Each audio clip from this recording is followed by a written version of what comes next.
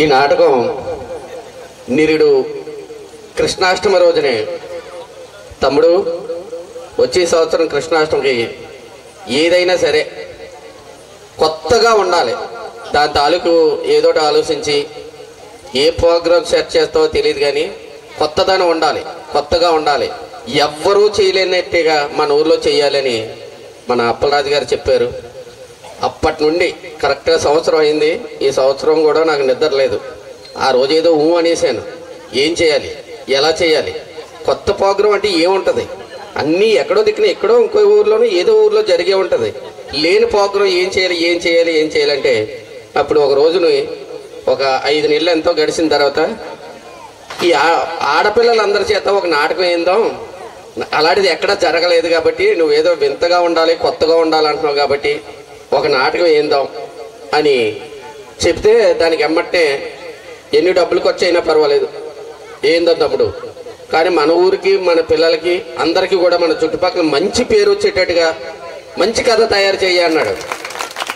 అలా అనగానే నేనే పెన్నట్టుకొని ఇంచుమించుగా చెప్తున్నాను. 2-3 నాటకాలు రాశాను. రాసిన నాటకం వల్ల చదవడం రాసేటప్పుడు అందంగానే కనిపించింది. ఈ ఆడపిల్లలను దృష్టిలో పెట్టుకొని చదివేటప్పటికి మటుకి అబ్బే ఇది అది ఇంకోటి రాద్దాంలే అని ఇంకోటి రాసివ్వండి. అలాగా ఇంచుమించుగా 3-4 నెలల్లో 2-3 స్క్రిప్టులు తయారు చేశాను. అయినా నాకు సంతృప్తి కలగలేదు. కథ బలం ఉండాలి, ఆ కథలో 10 మందికి మెసేజ్ ఇవ్వాలి, అలాంటి కథను ఎన్నుకోవాలి. ఈ ప్రయోగం కొత్త కుర్రోలు చేయడం కాదు, కథలోని కూడా దమ్ము ఉండాలి అని అలాగ ఆలోచిస్తుంటే ఆ కృష్ణ పరమాత్ముడు దారి జగన్నాథరావు గారు కానీ ఈయన నాకు పరిచయం చేశారు.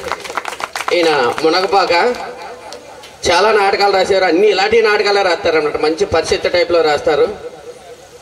ఈయన నాకు ఒక ఇలాగే ఫోన్ ద్వారా ఒక గ్రూప్లో ఫోన్ ద్వారా శ్రీనివాస్ గారు ఏంటి మీరు డైరెక్ట్ చేస్తారంట, మేము నాటకాలు రాస్తున్నాం, మన అనకాపల్లి జిల్లాలో ఒక టీంని ఏర్పాటు చేద్దాం, అందరం కలిపి ఎక్కడికో దిక్కనికి ఒక నాటకం వద్దాం అనగానే మా మిత్రుడు గోవింద్ గారు, వాసు గారు వీళ్ళంతా మేమంతా ఏకమై ఒక టీము ఏర్పాటు చేసాం. మన అనకాపల్లి జిల్లాలో పరవాడు నుండి ఒక 2, అనకాపల్లి నుండి ఒక 2 అందరినీ అలాగా ఇచ్చేస్తే ఎమ్మటినే ఆయన ఒక లక్ష్మణ గీత అని ఒక నాటకం మేము చేసాం.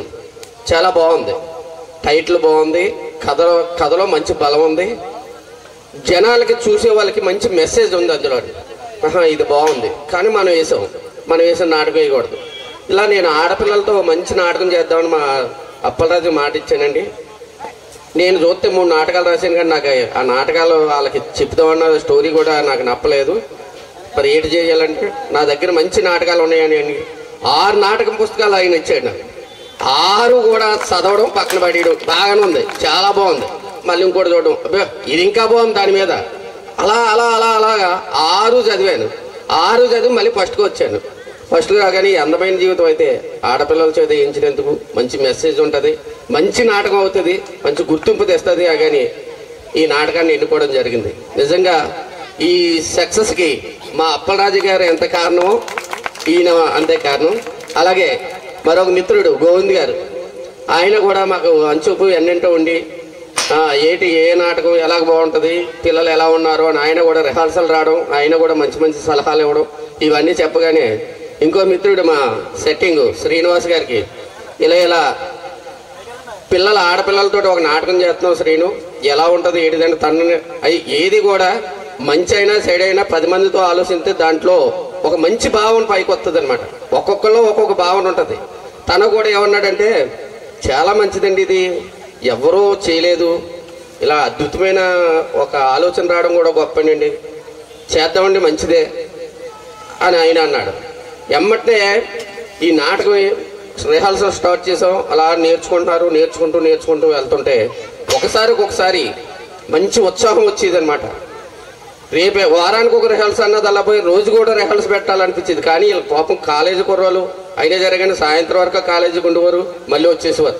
మాకు రిహార్సల్ రండి సార్, మేము బాగా చదువుతాం, బాగా చేయించండి కానీ అలా కష్టపడి 3 నెలల నుండి కష్టపడి పిల్లలందరూ నేర్చుకున్నారు.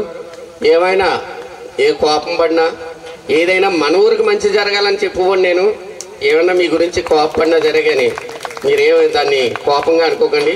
ఈ విజయంలో అవన్నీ కొట్టుకుపోయాయి. ఎందుకంటే ఇంత గొప్ప విజయం అనేది సర్వసాధారణమైన విషయం కాదు.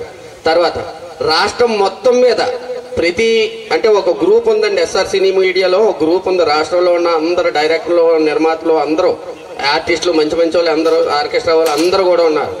ఆ గ్రూప్లో ఇలా పెట్టగానే చాలా అద్భుతంగా నిజంగా ముందు అప్పలరాజు గారిని, తర్వాత పిల్లల తల్లిదండ్రుల్ని నన్ను వదిలేశారు.